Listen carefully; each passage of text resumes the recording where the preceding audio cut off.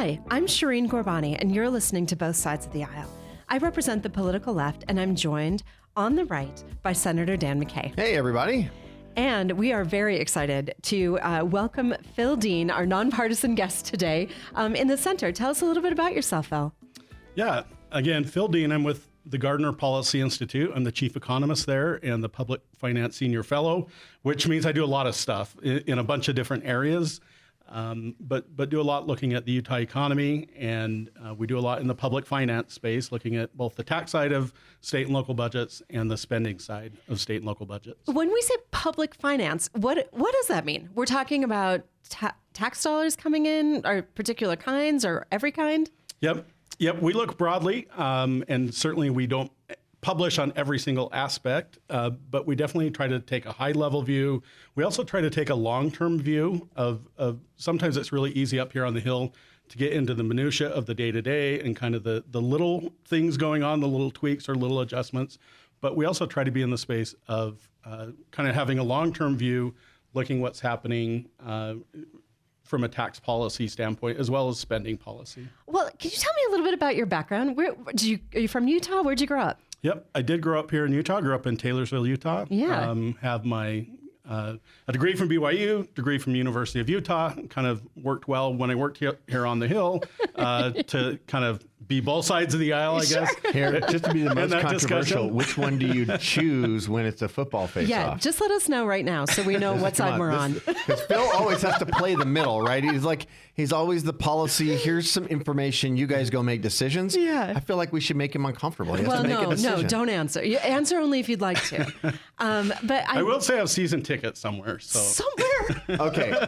My question is, are they in Provo or are they in Salt Lake? Yep.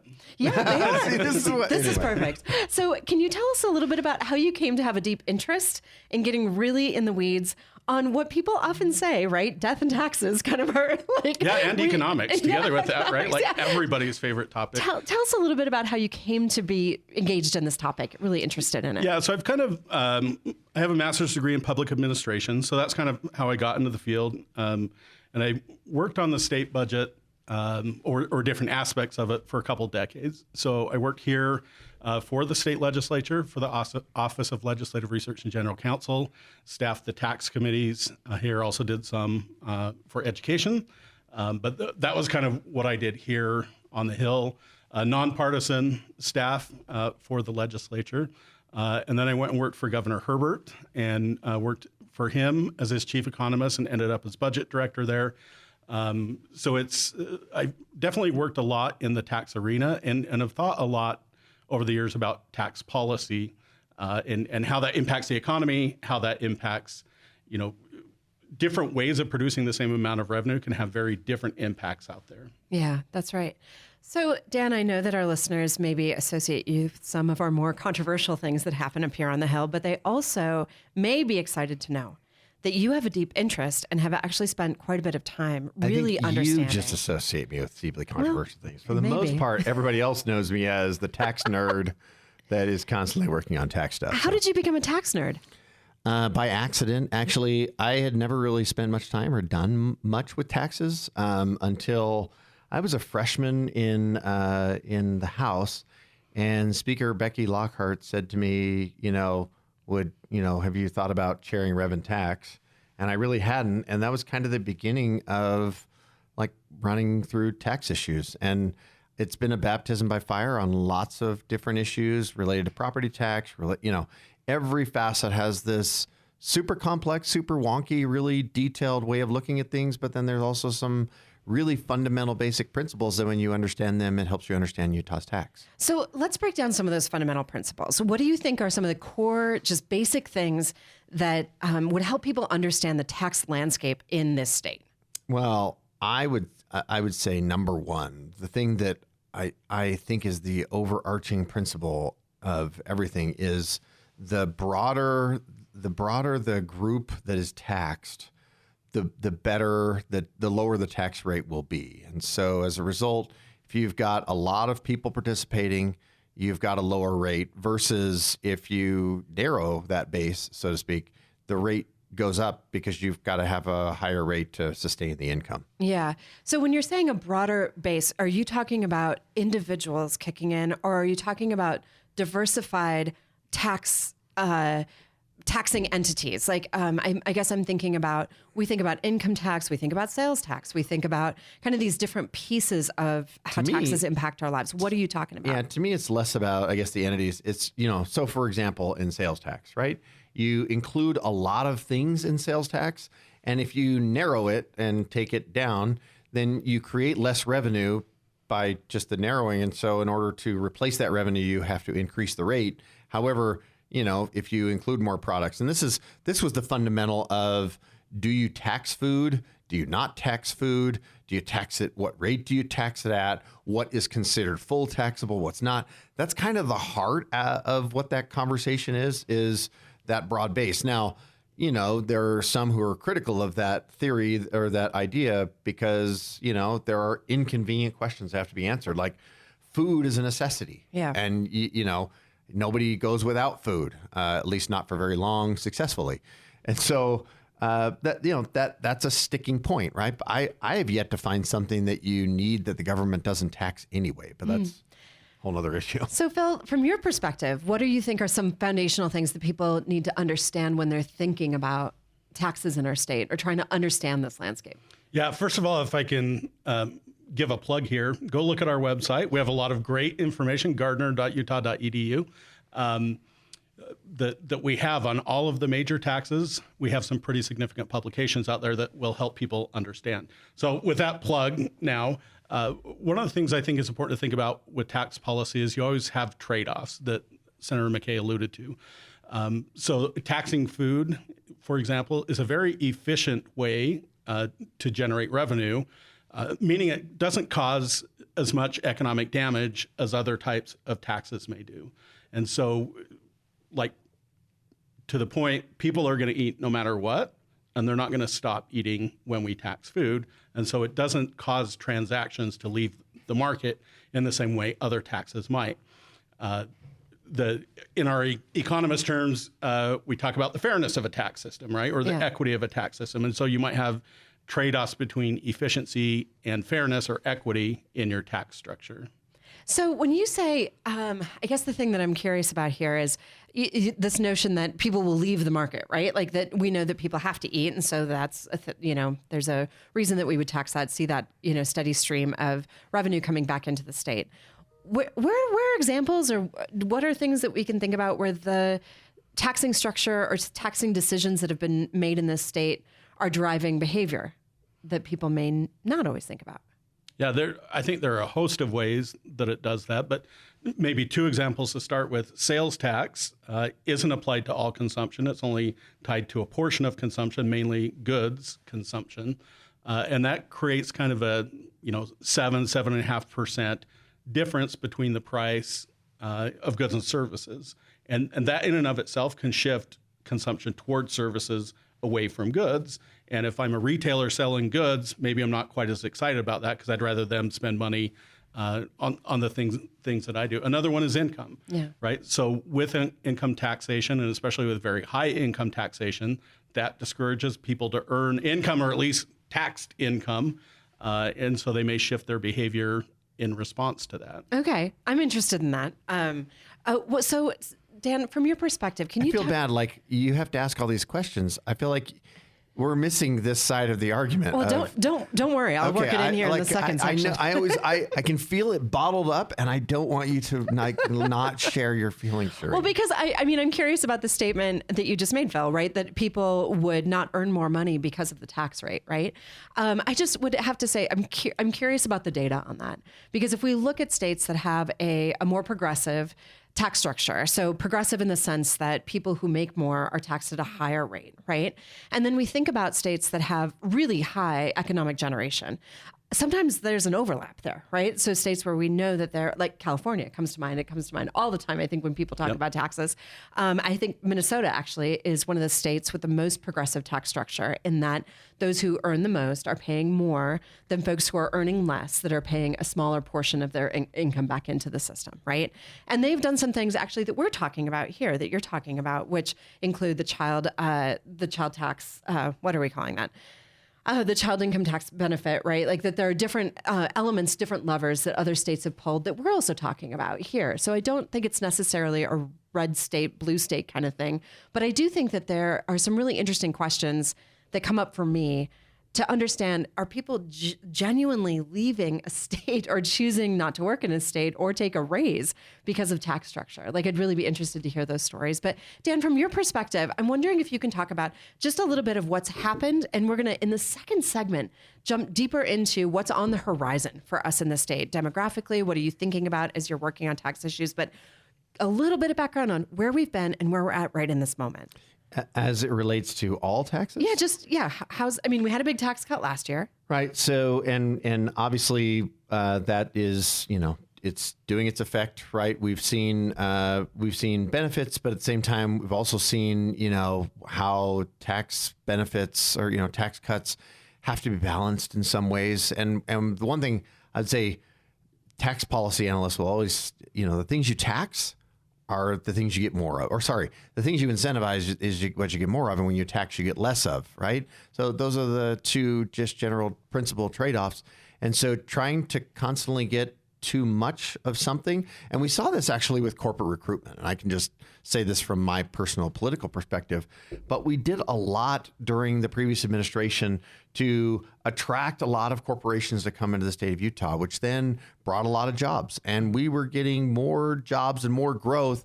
And in some ways, it led to a housing problem that we have now, where we've got such great recruitment. We've been so successful in bringing people in the state of Utah that now with that influx, we're now competing with people from out of state, like California or wherever they may be, higher, home values, that kind of thing, to come to Utah. And we're seeing that affect our housing prices in very interesting ways. And we're feeling the pain from that tax policy. And so you see Governor Cox, who is in some ways restraining that or being very targeted about any incentive that he grants. And it's been a while since we've heard this major announcement of a new corporation coming to Utah. Yeah. And I think that's on purpose. I think that is, the governor is constantly watching, how do we get this balance right? And I think our recruitment office is kind of looking at it and saying, there's a lot of pressure here on housing, and maybe we should be careful about people we bring in. And I think you see, the Senate president is really excited about data, AI warehouses and that kind of stuff, and data centers. And they don't bring a lot of jobs, but they bring a lot of property tax revenue. Yeah, so but they also take a lot of water. So apparently we live in a desert. That's right. Well, you're listening to Both Sides of the Aisle. I'm with Senator Dan McKay and Phil Dean. Stay tuned. You're listening to Both Sides of the Aisle on Utah Public Radio. We love to hear from listeners like you. If you would like to send us a comment, email bsotapodcast@gmail.com. That's bsotapodcast@gmail.com. Thanks for listening. Dan McKay on the right. Shireen Gorbani on the left, and you are listening to Both Sides of the Aisle. And we are so excited, which I know may feel counterintuitive, to have Phil Dean, a tax expert, to talk to us about taxes in the state and to understand what's happening kind of in our shifting state. Dan, at the end of the last segment, you talked about particular agendas that governors bring, and how for example, the agenda of recruiting businesses to come here has spill out impacts. So we think about, how that might overall increase people's income in the state. Right. We might be thinking about that. We might be thinking about strains on housing or roads or transportation, kind of all of those pieces of it. Right. Strains on education, and even on our outdoors, right? Like many of these layers kind of come together. And I don't know that all of those are fully considered when we think about particular agendas. But I know that thinking about kind of the bigger impact is really in your wheelhouse, Dean. Can you talk, or Phil Dean, two first names. Can you talk a little bit about what you, I think, recently presented on the legislature related to how our state's changing? Yes, we do a lot of work at the Institute in demographics. And in this case, had to do with education. And we were looking at the demographics of education.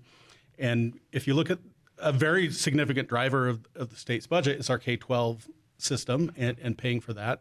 And we're right now in declining enrollment in K-12. So I'll say that again. We're in declining enrollment in K-12 in Utah. And we project that's our future over at least the next decade because of underlying demographics. The presentation this week was focused then on higher education, which is in a very high growth mode right now. They're where the K-12 system was, maybe 5, 6, 7 years ago, dealing with high growth. But coming down the road, not too long, is a slowdown and a potential decline in the college age population. And so that was the discussion, is how is that going to translate to enrollment? I think there are things that higher education can do, so it doesn't necessarily negatively impact enrollment, but if it just goes along with how the college age population goes, there will be a decline in enrollment, and be thinking about that now when you're in these very high growth years. But those are, between public education and K-12, public education, higher education, those are two of the big budget drivers for the state overall. Yeah, that's right. So now you mentioned that we have sort of a slowdown in terms of kids coming into our education system. And this goes back to, I think, a change that's really happened pretty rapidly. So when I was in office, so 2019, we still were the primary source of our growth in this state were kids being born in this state.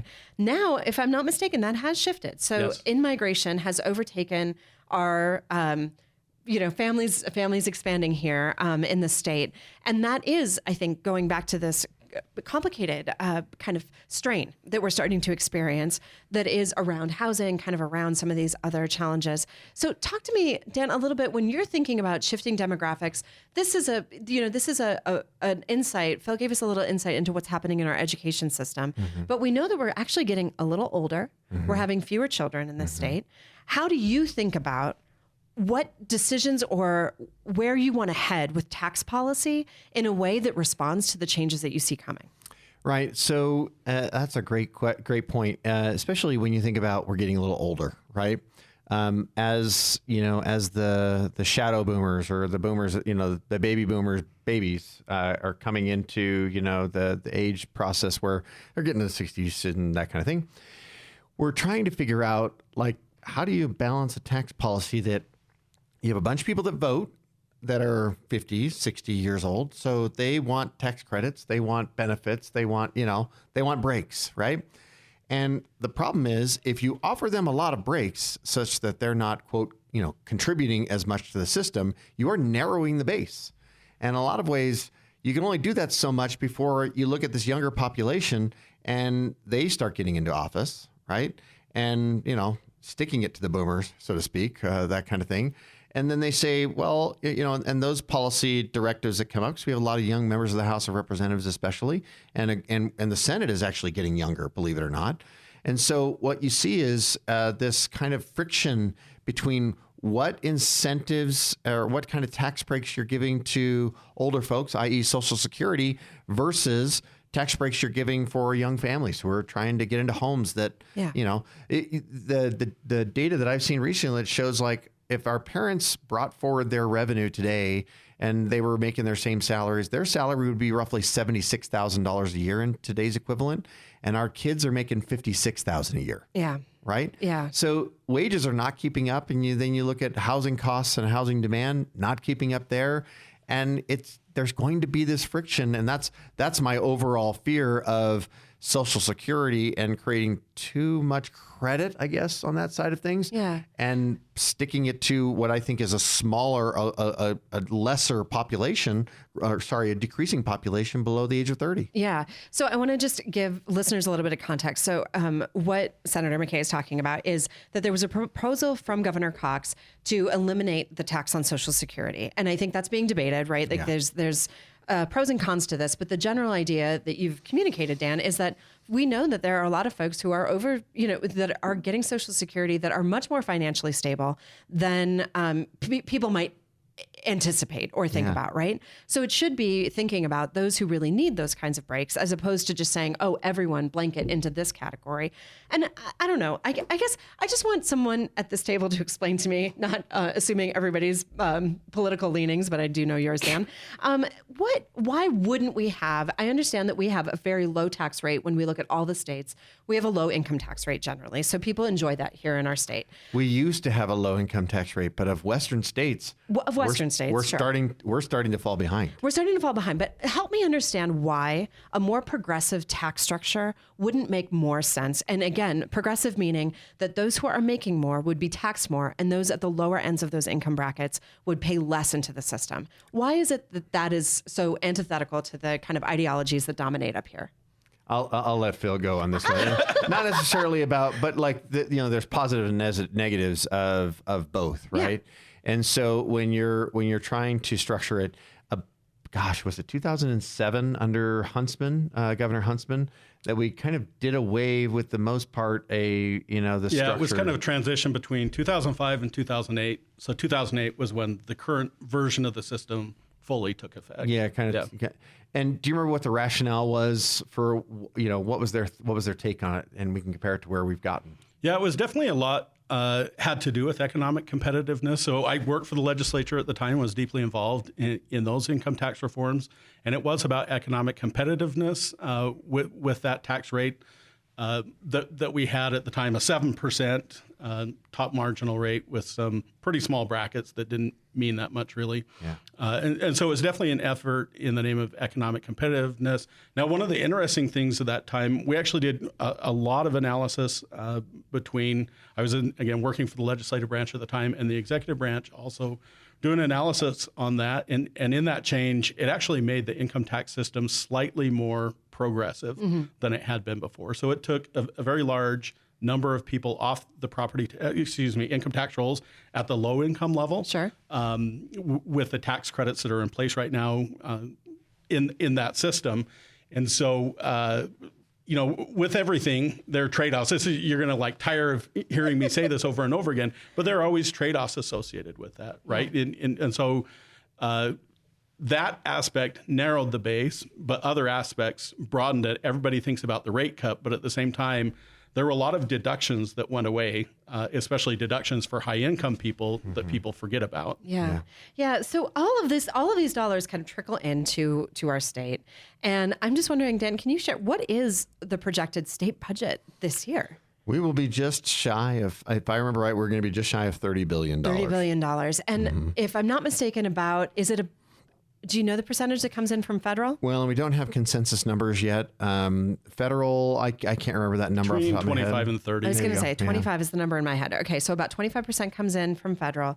And then what are the kind of big buckets? I know that we've had a lot of discussion in our broader public around the earmark for education. What are the big buckets that these dollars go into? So I always tell people this, it's the 3 8s, right? We educate, we medicate, and we incarcerate, right? So those are really the 3 biggest buckets of, the state's budget, right? Yep. Have you heard that before? I have not heard that. Well, now you have a new check. Those are my 3 things, right? Educate, medicate, and incarcerate. So when you look at what goes into the state budget, those are really the big rocks that have to go in first. Yeah. And then everything else kind of trickles in around it. Well, and I went to a fascinating discussion on Medicaid just yesterday. So Medicaid rates in our state and the enrollment level. And if I'm not mistaken, it's about 10%. I think it's 11% of folks that are enrolled in Medicaid. And one of the things that I thought was so interesting about this presentation was that the majority of those folks on Medicaid in our state are children. And I just don't think that people are always thinking about that when they think about Medicaid, because we've had Medicaid expansion, we've had different things. But this is a very small part, actually, of our state budget, Medicaid is. But with Medicaid and Medicare, we're talking about 20%, is that right, of the population? Yeah, and only the state is really only involved in the Medicaid portion of that. Yeah. So as a person who's deeply interested in healthcare, I was interested to see that. Well, so Dan, I'd like to get back to talking a little bit about what you're thinking when it comes to this year. What should people be expecting to see? What maybe are you excited about related to tax policy? I'm honestly really excited about the idea of a child tax credit. Tell me why. So I think that this is, so during the Biden administration, when the child tax credit was in place during COVID, I believe, there was a reduction in childhood poverty in our country by 50%. So there are huge opportunities to improve the lives of lower income families, especially lower income kids, when we're looking at levers like that. So those are things that I'm interested in. Yeah, and I look at the demographics that from an economic report, we've made solid progress as a country for people over the age of 65. Our poverty level is now, if I remember right, people below the poverty level line over the age of 65 is somewhere south of 10%, versus we're still in double digits. It's like 19, almost 20% for those under the age of 18. So I think that lines up with your point. Yeah. Well, anything that you think our listeners need to know about Phil before we wrap up today? Just take the time. It takes time, and sometimes it's not super exciting. But if you want to understand these things, take the time to learn about them. Good tax policy is never easy. That's the one thing I always think my initial blanch is, this is good taxes. And then I can sit down with the economist and realize why that's not a good idea. And Phil's one of the best. Well, listeners, you need to pat yourselves on the back for getting through an entire episode about taxes. Thank you for sticking with us. You've been listening to Both Sides of the Aisle. I'm Shireen Gorbani. I've been joined by Senator Dan McKay and Phil Dean. Thank you to our producer, Anthony Scoma, and thank you for listening.